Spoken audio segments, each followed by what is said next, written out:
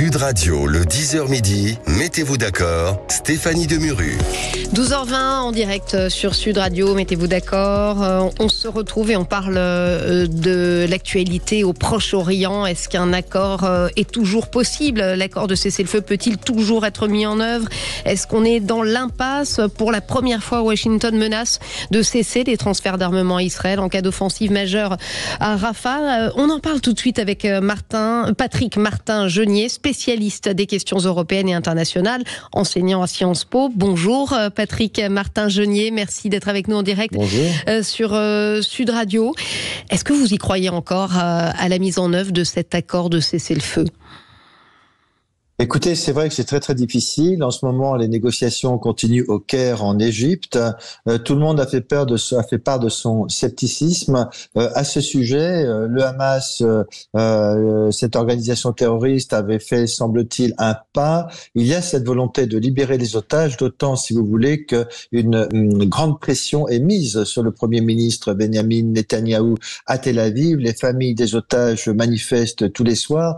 Donc, on peut encore y croire si tout le monde a cette volonté et surtout s'il y a une pression des États-Unis dans ce sens, parce qu'il est vrai aussi que le Premier ministre israélien doit faire face à des problèmes au sein même de sa coalition. Donc au final, c'est très compliqué pour tout le monde, mais on n'a toujours pas abandonné l'espoir d'une négociation qui puisse aboutir rapidement. Effectivement, Patrick Martin-Genier, vous venez de parler des États-Unis.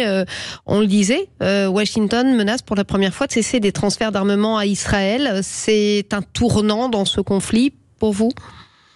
Alors c'est toute la question, parce que la question qui se pose aujourd'hui en Israël est de savoir si c'est un simple repli tactique, une position tactique, ou alors si c'est véritablement un changement stratégique dans la politique des États-Unis. Mais la position américaine a été très claire. Hier, j'ai écouté Lloyd Austin, le ministre de la Défense, dire qu'effectivement, les États-Unis cesseraient tout envoi de munitions, et beaucoup de munitions, des bombes notamment, pour, si jamais Israël et le Premier ministre souhaitait faire une offensive sur Rafah, ce que les États-Unis ne veulent pas. Donc on est aujourd'hui, c'est vrai, à une sorte de point de rupture, après que les États-Unis aient dit qu'ils apportaient un soutien sans faille à Israël. Cette fois-ci, il semblerait qu'il y ait une fracture pour différentes raisons. Les États-Unis, notamment en campagne électorale, sous la pression des démocrates, le président des États-Unis, effectivement, semble reculer sur cette question stratégique. Et il y a aussi cette offensive de Rafah qui fait très peur. Bon, on le sait, en Europe,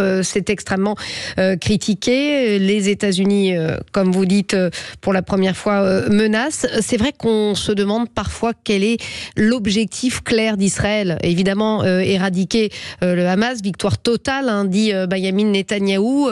Il n'empêche... on ne sait pas où ça va, à part peut-être dans l'impasse aujourd'hui. Oui, il semblerait qu'il y ait effectivement une impasse, mais je dirais plus politique que militaire. Benyamin Netanyahou est prisonnier de sa coalition gouvernementale.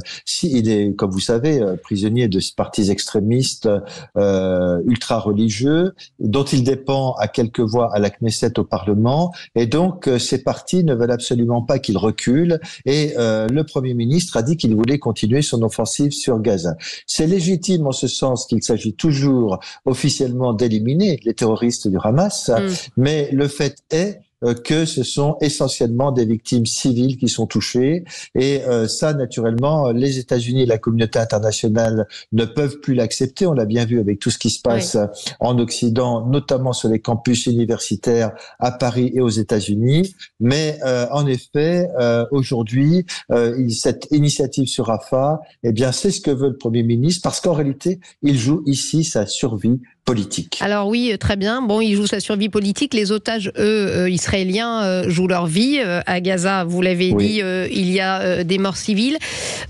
Effectivement, qu'est-ce qui peut faire plier Benyamin Netanyahou et pour quel résultat ? Parce que aujourd'hui, vous venez de le décrire, on va dans une impasse, et à commencer peut-être par l'opinion publique israélienne et notamment les proches des otages qui craignent pour leur vie.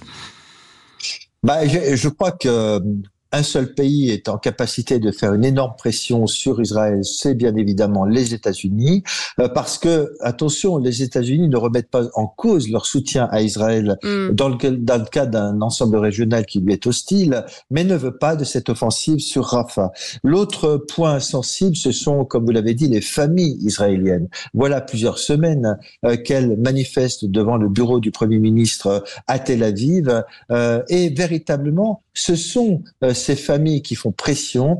Et enfin, un autre élément très important, c'est qu'une majorité d'électeurs israéliens ne font plus confiance politiquement à Benjamin Netanyahou. Un récent sondage a été fait dans la presse, au terme duquel 56%, 57% des Israéliens souhaitent le départ de Netanyahou. Et donc, il est dans une situation, une impasse politique, et l'ensemble de ces facteurs peut effectivement contribuer à ce que des négociations continuent. Et j'ai cru comprendre d'ailleurs qu'il avait commencé à faire un pas dans ce sens. Patrick Martin-Jeunier, justement, sur quoi pourrait concrètement déboucher ce cessez-le-feu, puisque les négociations, on le rappelle, se poursuivent activement au Caire, via le Qatar, l'Égypte? Je pense que il faut négocier la libération des otages en vie. Parce qu'il y en a malheureusement qui sont décédés, et vous savez qu'Israël souhaite récupérer les corps, ce qui est tout à fait légitime. Donc effectivement, cela pourrait d'abord constituer dans la libération des otages, mais aussi ce cessez-le-feu avec une perspective post-Hamas, c'est-à-dire que il y a des pistes qui pourraient être envisagées, au terme duquel ce seraient des États du Moyen-Orient, des États arabes qui pourraient continuer constituer des forces d'interposition, gérer ensuite la Gaza avec l'autorité palestinienne, mais avec la garantie de pays arabes du Moyen-Orient, enfin là, qui pourraient... Oui, mais les partis négocient avec le Hamas actuellement, tout de même. Oui, mais le Hamas pourrait accepter un contrôle plus large de cette bande de territoire, parce que quand même le Hamas est affaibli, il est quand même considérablement affaibli, il le sait, et donc il a tout intérêt à continuer à négocier, bien que cela ne remette pas en cause la priorité d'Israël d'éliminer les terroristes du Hamas. Merci beaucoup Patrick Martin-Jeunier, spécialiste des questions européennes et internationales, enseignant à Sciences Po, d'avoir été avec nous pour nous éclairer sur la situation au Proche-Orient. Merci à vous, et on se retrouve dans quelques instants. On va parler d'intelligence artificielle avec Laurent Alexandre. Sud Radio, le 10h midi, mettez-vous d'accord, Stéphanie Demuru.